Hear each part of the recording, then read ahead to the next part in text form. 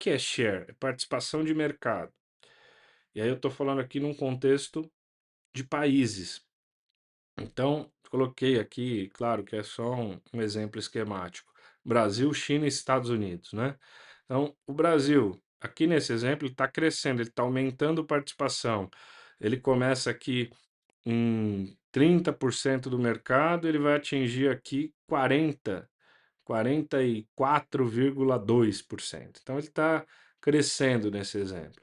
Enquanto a China aqui está perdendo mercado, certo? Perdendo participação de mercado.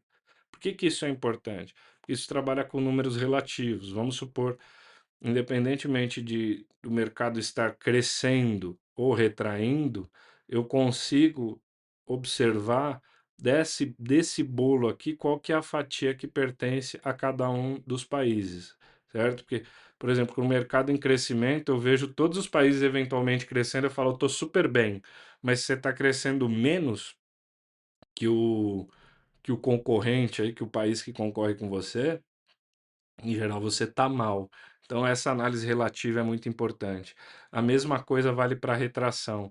Se o mercado está em retração, é natural, é esperado que os países todos tenham retração.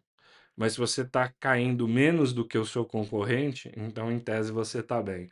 Então você precisa saber se o país que você vive está aumentando ou reduzindo o share em relação a outros países e por que que isso acontece? Se isso decorre de questões regulatórias, climáticas, o que que é, tá?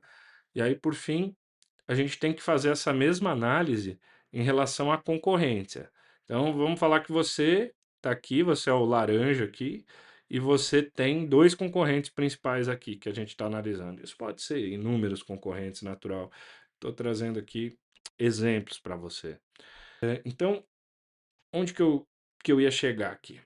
Nesse exemplo você está aumentando o seu share, né, em relação ao seu concorrente, aqui, ó.